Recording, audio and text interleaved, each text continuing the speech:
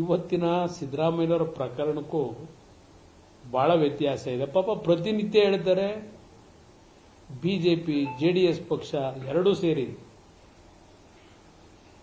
ಸರ್ಕಾರವನ್ನು ಅಸ್ಥಿರಗೊಳಿಸಲಿಕ್ಕೆ,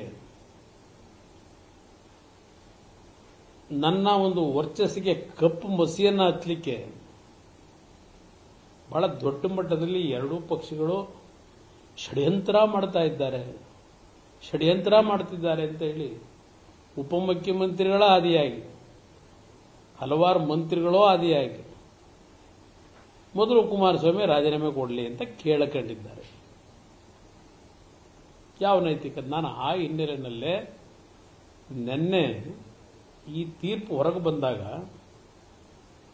ಈಗ ನನ್ನ ಮೇಲೆ ಕಾಂಗ್ರೆಸ್ನ ಕೆಲವು ಮಂತ್ರಿಗಳು, ಮುಖ್ಯಮಂತ್ರಿಗಳು ಏನು ಆರೋಪ ಮಾಡ್ತಾ ಇದ್ದಾರೆ,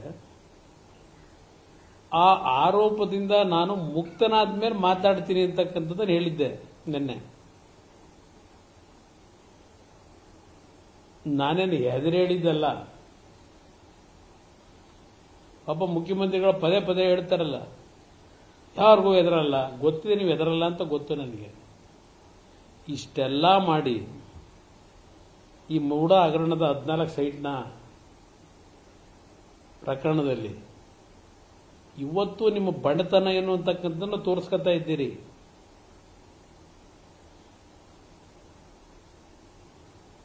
ನಿನ್ನೆಯ ತೀರ್ಪಿನಲ್ಲಿ ಅಷ್ಟೇ ಅಲ್ಲ, ಹಲವಾರು ವಕೀಲರುಗಳು ಹೈಕೋರ್ಟ್ನ ಮುಂದೆ ವಾದ ಮಾಡಿದಾಗ ಎಳೆಯಾಗಿ ಇಂಚಿಂಚು ಈ ಪ್ರಕರಣದ ಬಗ್ಗೆ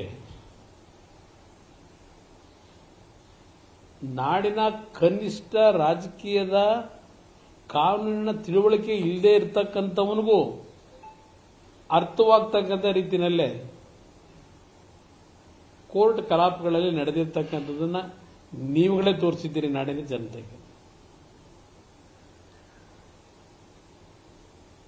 ಪಾಪ ನನ್ನ ಮೇಲೆ ಆಪಾದನೆ ಮಾಡ್ತಾ ಇದ್ದಾರೆ, ಕುಮಾರಸ್ವಾಮಿ ಅದಾದ್ರು ಸರ್ಕಾರಿ ಭೂಮಿ ಹೊಡೆದಿದ್ದೀನಿ ನಾನು ಅಂತ ಈಗ ಹೇಳ್ತಾ ಇದ್ದಾರೆ.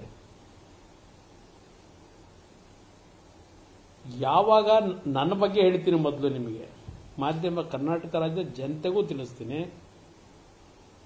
ಎಸ್, ಇವತ್ತು ಇನ್ನೂ 2 ಪ್ರಕರಣ ನನ್ನ ಮೇಲೆ ಇಟ್ಟಿದ್ದಾರೆ. 2 ಪ್ರಕರಣ ಇದೆ. ಒಂದು ಪ್ರಕರಣ ಸಾಯಿ ವೆಂಕಟೇಶ್ವರ 1000 ಬಾರಿ ಹೇಳಿದ್ದೇನೆ, ಸಾಯಿ ವೆಂಕಟೇಶ್ವರ ಮಿನರಲ್ಸ್ ಬಗ್ಗೆ.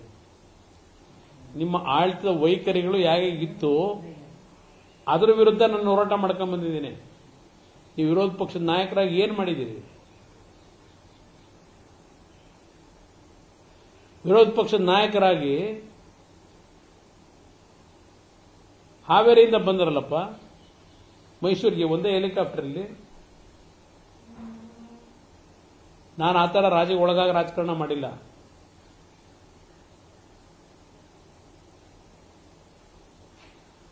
ಬೈ ಎಲೆಕ್ಷನ್ಗಳ ಏನ ಮಾಡಿದ್ರೆ ಗೊತ್ತಿದೆ ನನಗೆ. ನಿಮ್ಮ ಹೋರಾಟಗಾರ ಯಾವ ಟೈಮಲ್ಲಿ ಯಾವ್ಯಾವ ಪಕ್ಷಗಳು ಬೆಳೆಸ್ದಾರನ್ನ ಕೂದಿದ್ದೀರಿ ಅನ್ನೋದು ಗೊತ್ತಿದೆ ನನ್ನ ಹತ್ರ. ನೀವು ಒಪ್ಕೊಳ್ಳದೇ ಇರಬಹುದು, ಇತಿಹಾಸದಲ್ಲಿ ಬರೀತಾರೆ ಮುಂದೆ ಯಾವನಾದ್ರು.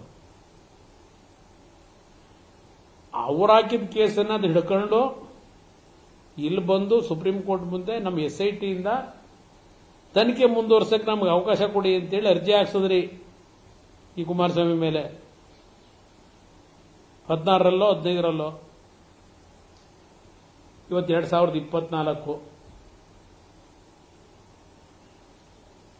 ಸುಮಾರು 14 ವರ್ಷ ಆಯಿತು. 12ರಿಂದ 14 ವರ್ಷ ಅದ್ದೇ ಇಟ್ಕೊಂಡು ಕುಮಾರಸ್ವಾಮಿ ಯಾಕೆ ರಾಜೀನಾಮೆ ಕೊಡಲಿಲ್ಲ, ಬೇಲಲ್ಲವನೇ. ಏನ್ ಕೇಸ್ ಅದು? ಇಲ್ಲ ನಾನು ಸರ್ಕಾರದ ಆಸ್ತಿ ಹೊಡೆದಿದ್ದೀನ? ಈಗ ಅದೆಂತದ್ದು ಗಂಗೇನಹಳ್ಳಿ.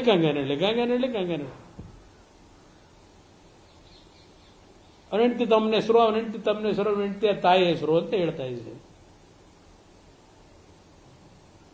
ಈ ಕೇಸು ಸಹ 2015ರಲ್ಲಿ ಜಯಕುಮಾರ್ ಪಾಟೀಲ್ ಅಂತ ಹೇಳಿ ಈ ಪನ್ನಣ್ಣನ ಶಿಷ್ಯ ಅವನ ಕೈಲಿ 15ರಲ್ಲಿ ಒಂದು ಲೋಕಾಯುಕ್ತ ಮುಂದೆ ಅರ್ಜಿ ಹಾಕ್ಸ್ಕೊಂಡಿದ್ದೀರಿ. ಆ ಅರ್ಜಿಲಿ ಏನ್ ಕೇಸ್ ಹಾಕೊಂಡಿದ್ದೀರಿ, ಯಡಿಯೂರಪ್ಪನವ್ರನ್ನ ಏವನ್ ಮಾಡಿದಿರಿ, ನನ್ನ ಏಟು ಮಾಡಿದಿರಿ. ನಂದೇನಿದೆ ಪಾತ್ರ? ಆ 4-5 ಜನ ಮಂತ್ರಿಗಳು ಕೂತ್ಕೊಂಡು ಏನು ದೊಡ್ಡ ಏನೋ ಕುಮಾರಸ್ವಾಮಿ ಮಾಡ್ಬಿಟ್ಟ ಅಂತ ಹೇಳಿ ಏನು ದೊಡ್ಡ ಪತ್ರಿಕಾಗೋಷ್ಠಿ.